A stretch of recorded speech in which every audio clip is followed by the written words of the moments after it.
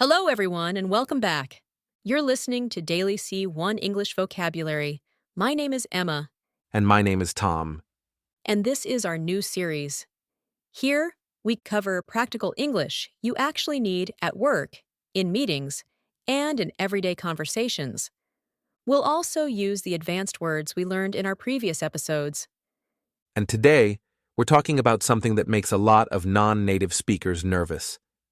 Disagreeing in English, especially at work. So, today's topic is incredibly useful: how to disagree naturally and politely. Let's be honest.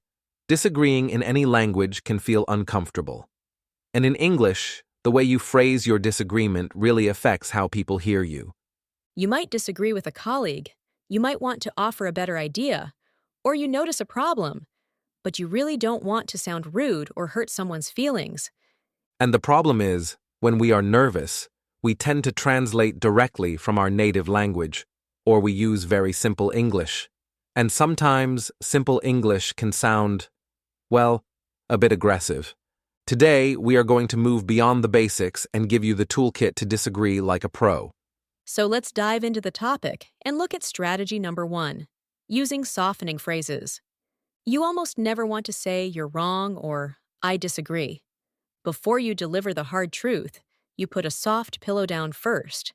It means to start with softening phrases like, "I see your point," "I see what you mean," "I see where you're coming from," "I hear you."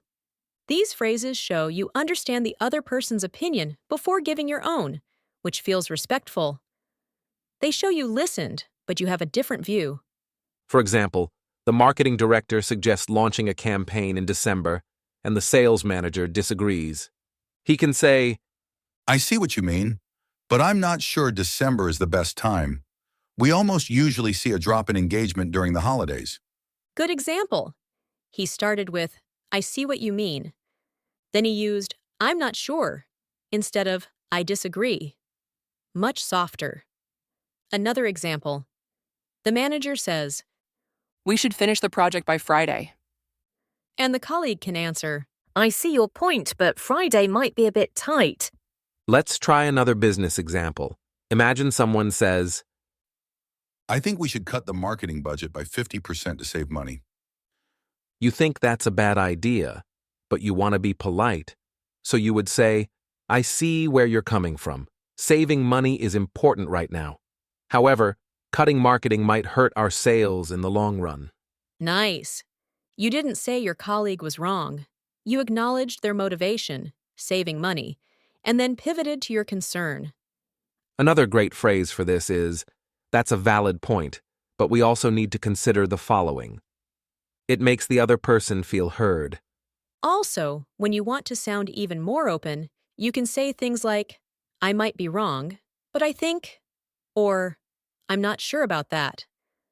For example, "I might be wrong, but extending project deadlines might improve quality." This way, you invite discussion instead of shutting ideas down. Good point. Another effective approach is to acknowledge the other person's idea first, then add yours. Like, that's an interesting point, but here's another way to look at it. Another example. I appreciate your effort to speed up the process, but we should also make sure we don't compromise on quality. Right. Other great softeners include, "I take your point, but," or "That's an interesting perspective, however," or even, "I hear what you're saying," and at the same time. That last one is gold because "and" feels more collaborative than "but." That's a good distinction. So instead of saying your budget proposal is too high, you might say, I understand the reasoning behind these numbers, and I'm wondering if we could explore some cost-saving alternatives. You're not attacking the person or their idea. You're opening up a conversation. Now, let's look at another technique, using tentative language, with words like perhaps, possibly, might, or could. Another business example. Let's say your colleague wants to hire 3 new developers immediately. You think that's too fast. Instead of, "We can't afford that," try, "Perhaps we could hire 1 developer now and evaluate our needs again in quarter 2." That leaves room for discussion. You're not shutting anything down. Sometimes you need to be even softer, especially if you're delivering bad news or rejecting a proposal. You can use the phrase, "I'm afraid," as a softener. This doesn't mean you are scared. You aren't trembling with fear. "I'm afraid" just means, "I'm sorry to tell you this." For example, instead of saying that is impossible, you say, I'm afraid that won't be possible given our current timeline. It sounds so much more professional. Also, try using I'm not sure. It's a great way to disagree without being aggressive. Like, I'm not sure that's the best approach for this client. It sounds like you are just pondering it rather than attacking the idea. Moving on. Now, here's a technique that native speakers use all the time. Disagree by asking questions. Instead of saying that won't work, you ask, how do you think that would work with our current resources? It's brilliant because you're not directly contradicting the other person. You're making them think through potential problems on their own. Other great question openers. Have we thought about? Or, how would this work if? Another useful one. Can you walk me through how this would work in practice? Because sometimes when people explain their idea in detail, they spot the flaws themselves. That's respectful disagreement. You're treating them as intelligent and capable of reconsidering. Now, there's also the partial agreement technique. You agree with part of what they said and then redirect. Like, You're absolutely right that we need to improve customer service. Where I see things differently is in the timeline. 3 months might be too aggressive. Or, in a strategy meeting, I'm completely on board with expanding to the European market. My only concern is whether we have the infrastructure in place yet. That's not really disagreement. It's refining the idea together. okay, so we've softened our disagreement. We've asked questions. Now you offer an alternative.